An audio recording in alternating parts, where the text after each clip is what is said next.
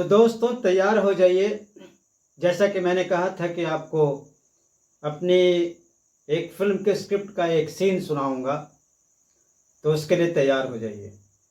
Actually जब मैं मुंबई गया था, तो पटना से स्क्रिप्ट के बारे में थोड़ी-सी जानकारी लेके गया था। पटना में एक मनीष कुमार हुआ करते थे, मेरे बहुत अच्छे क्लोज़ फ्रेंड। उन्होंने मुझे स्क्रिप्ट की समझ दे दी थी कि और जाने से पहले मुझे ये समझ में आ गया था कि how is script, what is the screen play, ये सब चीज़ें मैं थोड़ा-थोड़ा समझता था। और वहाँ जब गया मैं, तो मैं बहुत ज़्यादा किसी राइटर को असिस्ट तो नहीं किया हूँ, बट क्या है ना कि राइटरों के बीच में ज़रूर रहा हूँ। एक राइटर जो हैं उनको थोड़ा-सा कुछ दिन असिस्ट किया था, अनीस बज्मी साहब को। उस वक़्त वो डायरेक्टर नहीं थे, सिर्फ़ राइटर हुआ करते थे। और जुहू में बसंत विहार है, जहाँ पर पप्पू वर्मा जी का एडिटिंग रूम हुआ करता था। हुसैन वर्मा वाला एडिटर हुआ करते थे और अब्बास मस्तान उनके भाई डायरेक्टर। तो वहाँ महेंद्र शाह की भी फ़िल्म एडिट होती थी, हुसैन भाई करते थे। तो मेरा आना-जाना वहाँ बहुत ज़्यादा होता था।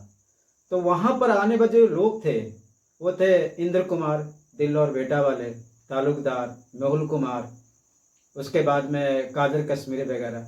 तो कहने की गरज ये है कि मतलब मैं ऐसे टीचरों के बीच में रहा हूँ और राइटर्स भी आते थे। वो पट्टू पारेख उनको कहते थे, प्रफुल्ल पारेख। तो ये सब थोड़ी-सी नॉलेज राइटिंग की मुझे सुन-सुन करके हो गई थी। और जहाँ भी मैं असिस्ट करता था, तो वो राइटिंग में मुझे इन्वॉल्व कर देते थे। ये लिख लो, ये देख लो, कर लो, मेरा कुछ सजेशन भी सुनते थे, करता था मैं। खैर, उसके बाद में 2007 में एक फ़िल्म बन रही थी, क्या टाइम है यार, जिसके स्क्रिप्ट लिखे थे कादर खान साहब ने। तो उस फ़िल्म को प्रोड्यूसर के अनुसार में कॉमेडी करनी थी, चेंज करना था। तो मैंने वो चेंज किया था और पूरी फ़िल्म ही मैंने चेंज कर दी थी। और वहीं से संजय मिश्रा और मुकेश तिवारी से हमारी दोस्ती हुई थी। खैर उस फ़िल्म के बारे में आपको बाद में इसका डिटेल बताऊँगा, वीडियो लंबा हो जाएगा।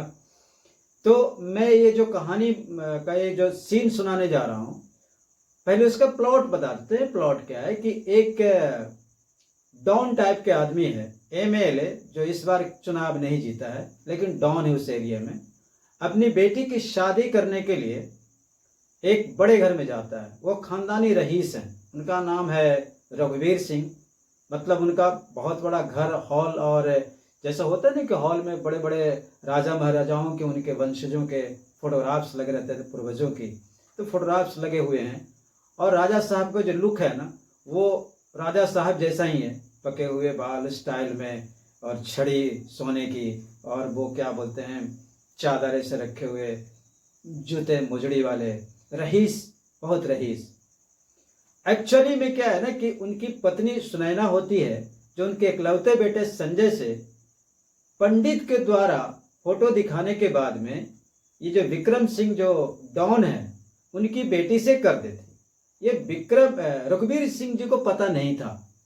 उनके लगा कि पत्नी ने कुछ तय किया है तो ठीक ही किया होगा। तो सीन यहाँ से शुरू होता है कि विक्रम सिंह जो डॉन है, अपनी बीवी और बेटे के साथ में उनके घर पे जाते हैं बातचीत करने के लिए। और उस तरफ रघुवीर सिंह की पत्नी, जो रईस है रघुवीर सिंह, उनकी पत्नी सुनैना है और पंडित है। तो बात करने जाते हैं वहाँ पे। तो होता क्या है कि रघुवीर सिंह यहाँ नहीं है, वेट कर रहे हैं। जब वेट कर रहे हैं, थोड़ा टाइम हो गया, तो उनकी पत्नी जो किनारे में जा करके फ़ोन पर बात करती हैं कि कहाँ ये, आप कहाँ पहुँचे हैं? तो बोले मैं पहुँच रहा हूँ। तो वो आ चुके होते हैं, घर के पास आ गए हैं। तब तक पंडित बोलता है कि बात शुरू हो इससे पहले कुछ मीठा हो जाए। ये पंडित का कैरेक्टर में कुछ मीठा हो जाए, उसका तकिया कलाम है, मीठा हो जाए।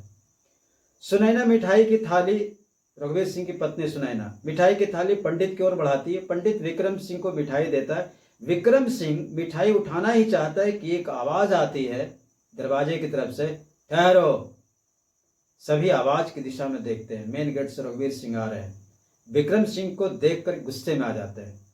रघुवीर सिंह बोलते हैं अपनी पत्नी से, सुनैना, इस आदमी के यहाँ रिश्ता जोड़ने से पहले हमें बता तो दिया होता। सुनैना कुछ बोलना चाहती है। रघुवीर सिंह विक्रम सिंह की तरफ मुड़ के बोलते हैं, विक्रम सिंह, तुमने सोच भी कैसे लिया कि मैं तुम्हारे यहाँ रिश्ता करूंगा? अब विक्रम सिंह को यह समझ में नहीं बात आ रही कि इनको नहीं पता है।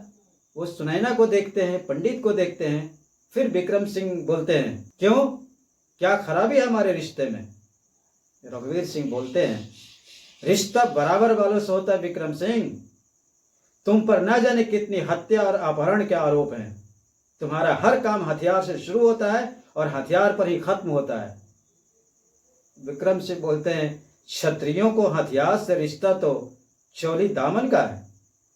वर्चस्व कायम करने के लिए हथियार उठाना पड़ता है राजा साहब, क्योंकि दुनिया प्यार से नहीं जंग से चलती है। रघुवीर सिंह इसकी बात को काटते हैं। जब उसने बोला कि दुनिया प्यार से नहीं जंग से चलती है, रघुवीर सिंह बोलते हैं, गलत।